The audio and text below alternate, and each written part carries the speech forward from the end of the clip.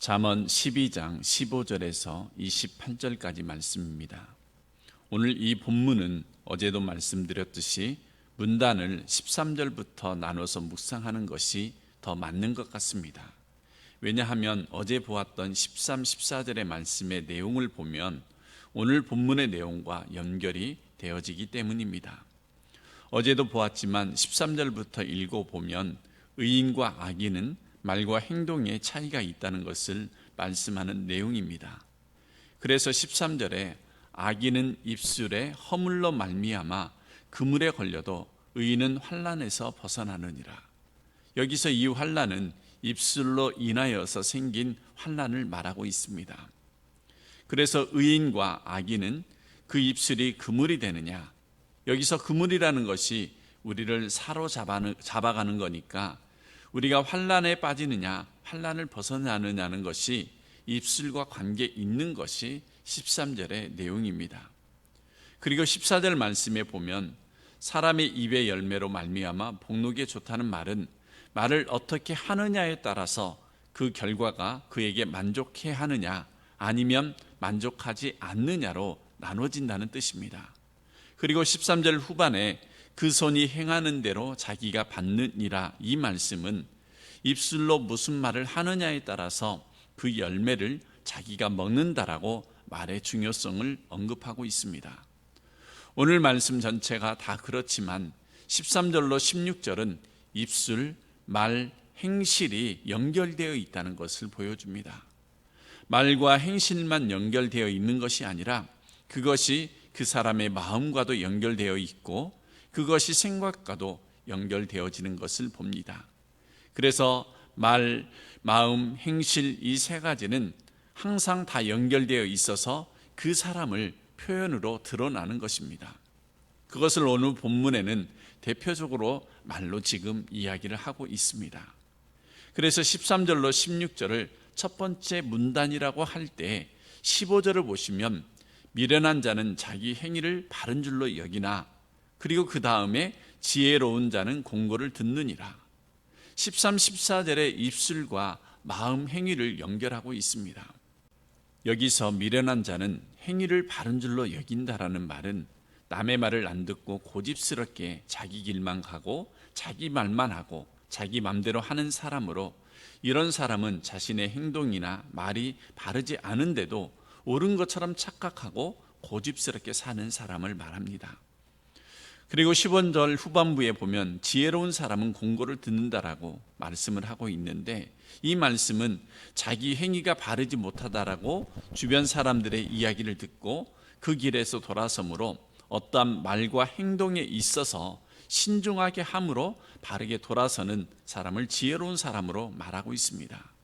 그러니까 15절 전반부에 자기 행위를 바르게 여긴다라는 것은 좋은 의도로 말하는 것이 아니라는 것을 보여주고 있습니다. 16절 말씀을 보면 미련한 자는 당장 분노를 내거니와 슬기로운 자는 수욕을 참느니라. 여기서 미련한 자는 당장 분노를 낸다는 말은 쉽게 말씀드리자면 화를 참지 못하는 사람이죠. 그래서 감정을 통제하지 못함으로 인하여서 수시로 아무 때나 장소와 사람과 상관없이 화를 내는 미련한 사람이다라고 말씀을 합니다. 그러니까 15절에 미련한 자는 고집스럽고 16절에 미련한 자는 감정적이기 때문에 절제와 분별이 없는 사람이다라고 말할 수 있습니다. 그러나 반대쪽에 있는 슬기로운 사람은 수욕을 참는 이라고 하는 것은 절제할 줄 알고 다른 사람의 말과 공고에 귀를 기울일 줄 아는 그런 사람이라고 합니다. 15절에 의하면 다른 사람의 공고를 듣는 열린 마음에 16절에 절제도 할 줄 아는 인내하는 사람, 이것이 슬기롭고 지혜로운 사람이다 말씀합니다. 그리고 반대쪽에서 고집스럽고 감정적인 사람은 미련한 자이다. 이것이 13, 14절 말씀과 연결되고 있다는 겁니다. 그러니까 말과 행실과 그 성격과 마음이 모두 연결되어 있는 것이 인간이다라는 말을 합니다. 이런 경우가 있지 않겠습니까? 말을 좀 거시기하게 하는데 사람은 좋다, 이 표현이 맞을까요? 이러한 표현은 사람의 본질을 모르고 하는 표현이다라는 거죠. 사람들은 그 사람이 말하는 말 속에 그 사람의 사람 됨됨이가 담겨져 있기 때문에 그대로 드러날 수밖에 없다라고 합니다. 우리가 잠언을 묵상하다 보면 이 말과 마음은 행실과 연결되었기 때문에 이런 이야기를 합니다. 그러므로 말이 거친 사람은 그 마음도 지혜롭지 못하고 그 사람의 인격과 성품을 바르게 돌아봐야 된다는 것이죠. 이제 17절에서 19절의 말씀입니다. 17절에 보면 진리를 말하는 자는 의를 나타내어도 거짓 증인은 속이는 말을 한다. 진실한 말과 거짓말을 대비시켜주고 있습니다. 17절에 진실한 말을 하는 자를 의를 나타내지만 19절에서도 진실한 입술은 영원히 보존되고 된다라고 말하고 있지만 반대로 17절 거짓 증인은 속이는 말을 하고 그 거짓된 말을 19절에는 거짓된 혀는 잠시 동안만 있을 뿐이라. 여기서 잠시 동안이라는 것은 그 거짓말하는 것이 잠깐이라는 거죠. 반드시 들통이 난다라는 말씀을 하고 있는 거죠. 그러니까 이런 뜻입니다. 지금 당장은 그 거짓말이 통하는 것처럼 보이지만 나중에 시간이 흐르면 모두 다 드러난다라는 의미입니다. 그래서 영원히 보존된다는 말과 잠시 있는 말의 가치를 비교하면서 18절에 이런 말씀을 합니다. 18절 말씀, 칼로 찌름같이 함부로 말하는 자가 있거니와 지혜로운 자의 혀는 양약 같으니라. 전반부 칼로 찌름같이 함부로 말하는 자, 이 표현은 남에게 상처를 주는 말을 신중하지 못하게 그냥 툭툭 던져내는 사람들을 말하고 있습니다. 그런데 문제는 신중하지 못하고 말을 하는 그 사람은 자신의 그 말이 다른 사람들에게 상처를 주는 줄을 모른다는 겁니다. 그러나 그와 반대로 지혜로운 자의 혀는 양약과 같다.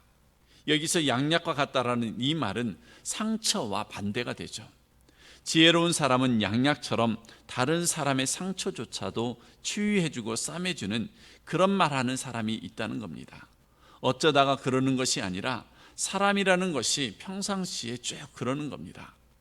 어떤 사람은 말을 하면 10마디 중에 7, 8마디는 다른 사람을 거스르고 상처를 주고 찌르고 아픔만 주는 그런 말을 하는 사람이 있습니다.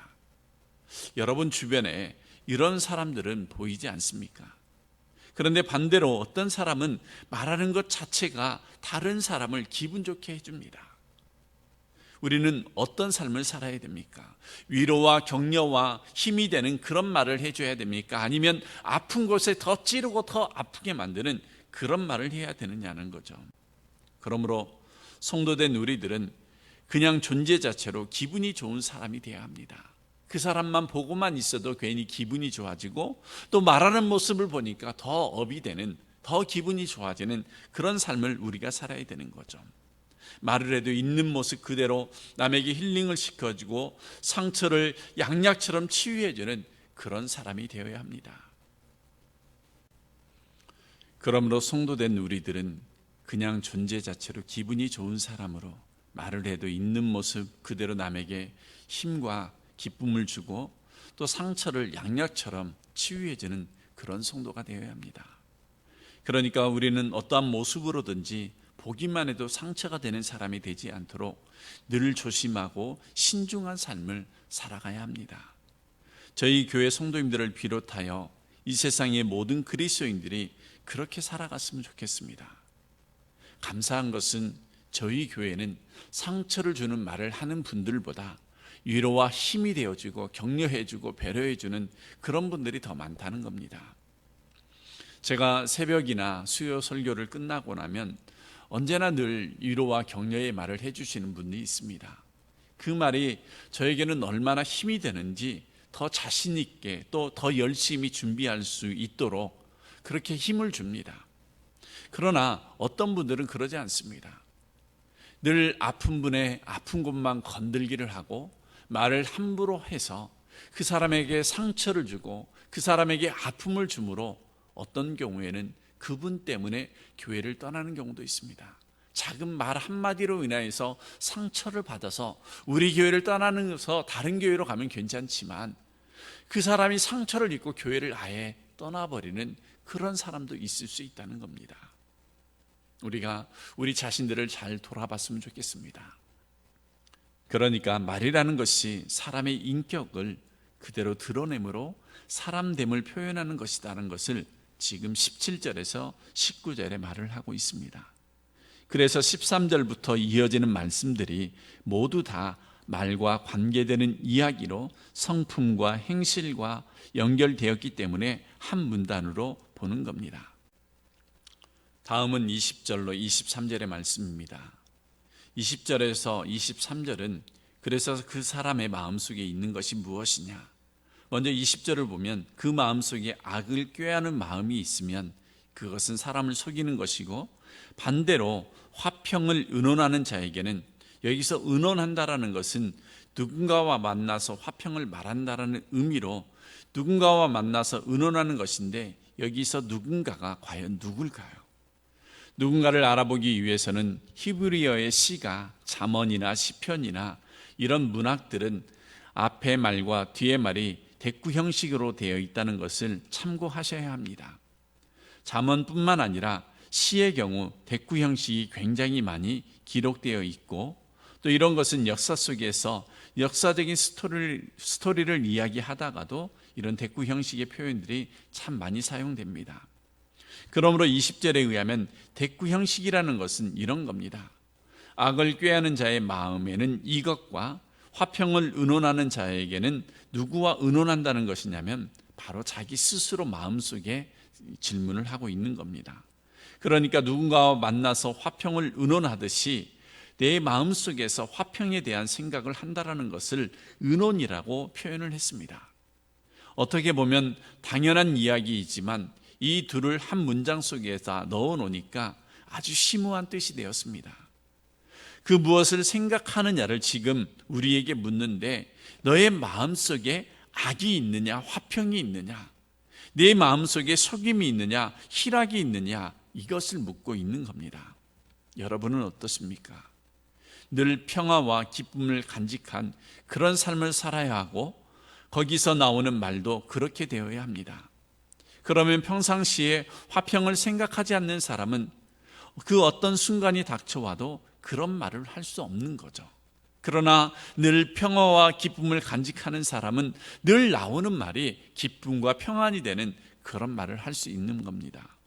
21절, 악인에는 앙화가 가득하다. 여기서 앙화라는 말은 우리가 잘 쓰는 것이 아니라 아마 오늘 이 본문을 통해서 듣는 단어일 것입니다. 이 앙화라는 말은 재앙이라는 뜻이지만 넓은 의미로 보면 무가치하다, 사악하다, 한마디로 재앙입니다. 21절에 보니까 의인에게는 어떠한 재앙도 임하지 않는데 악인에게는 앙화가 가득하다로 재앙과 앙화는 같은 의미로 쓰여지고 있습니다. 22절 말씀에 보면 거짓 입술은 여호와께 미움을 받아도 진실하게 행하는 자는 그의 기뻐하심을 받느니라.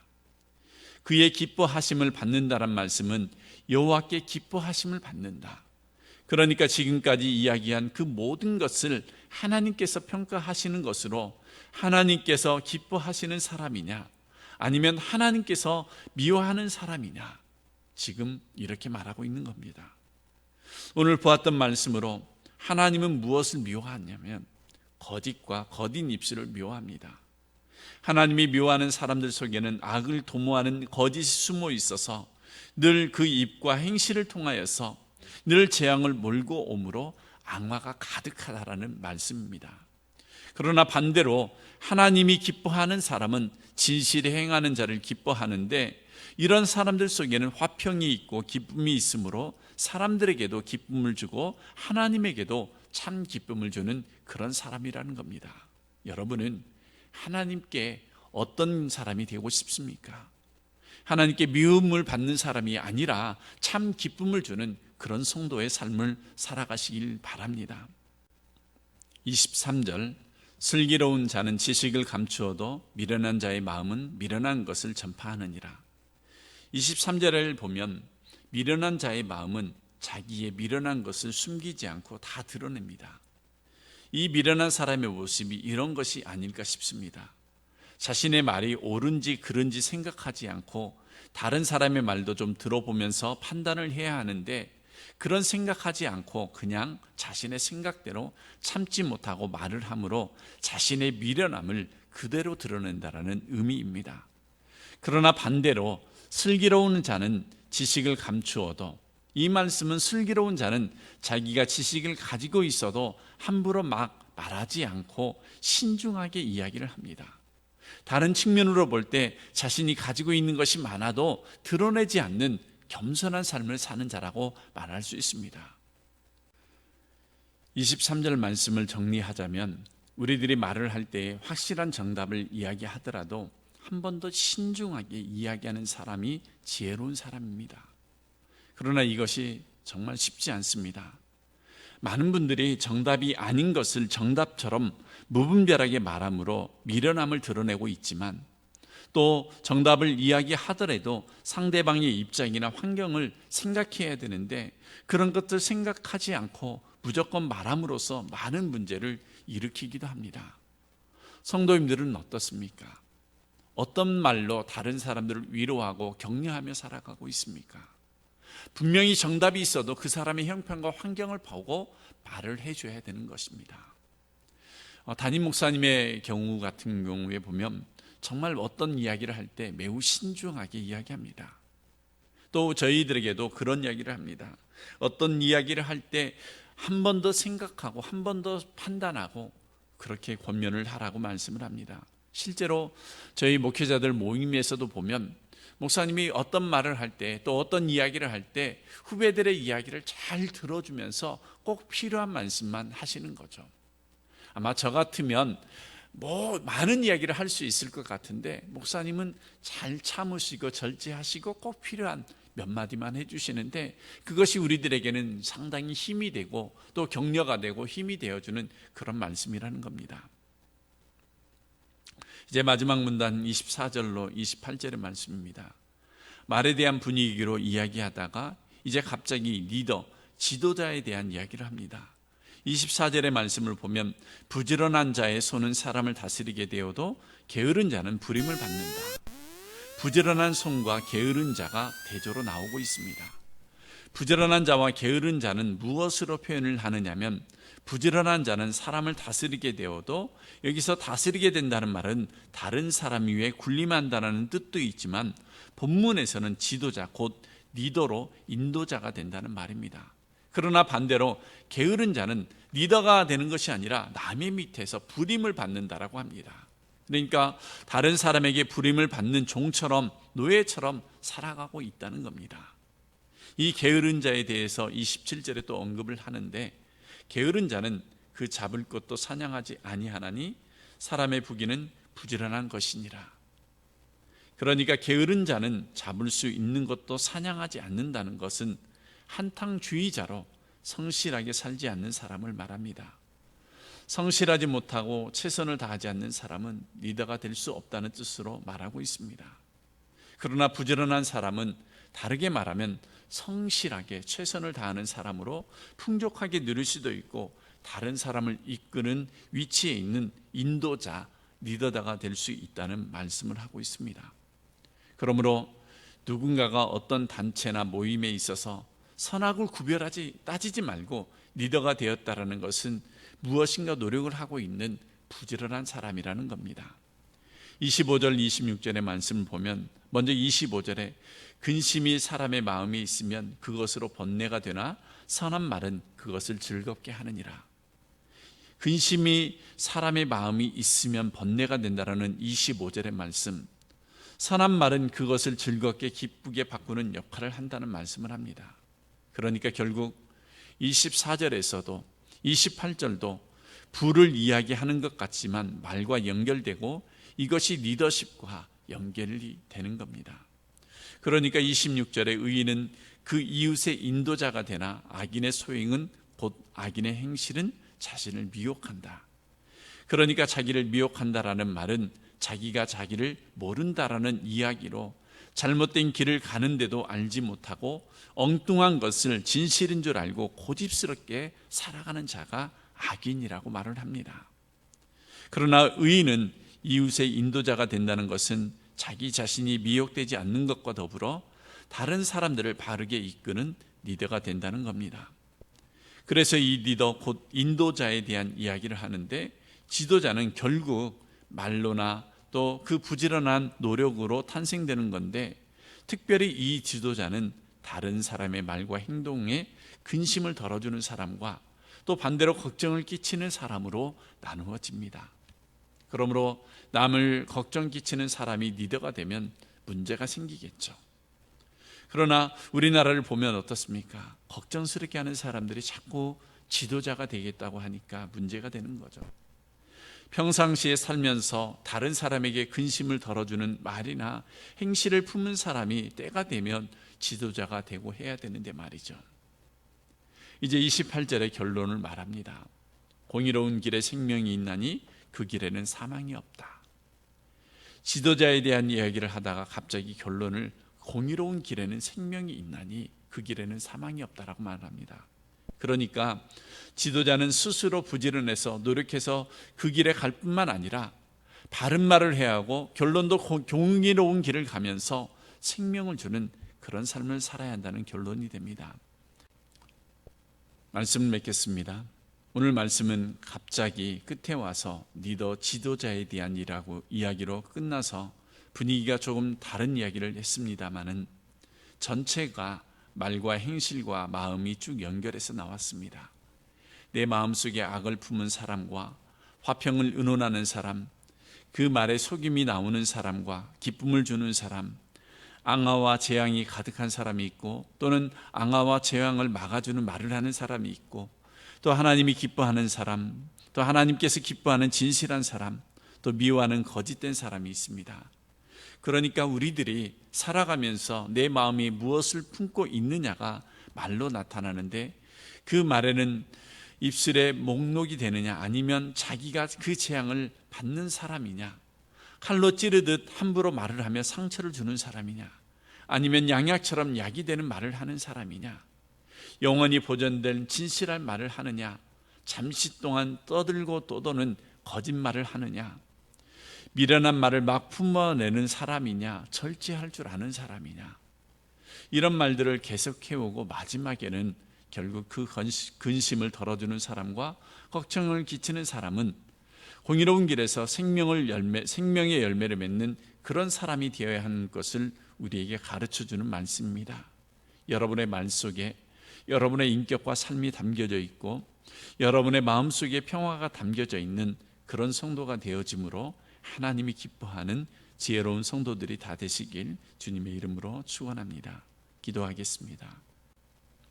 하나님 아버지, 말 속에 마음이 있고 말에 행실이 나오는 것을 봤습니다.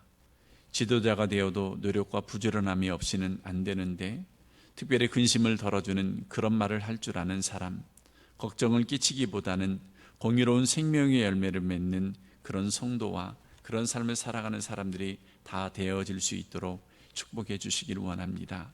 남에게 해를 끼치는 자가 아니라 그 상처를 싸매주는 진실한 말을 할 줄 아는 그런 저희들이 되게 하여 주시고, 말을 못 참아서 미련한 자가 아니라 신중하게 자기를 절제할 줄 아는 그런 사람으로 우리가 세워지고 양육되고 훈련되어지기를 원합니다.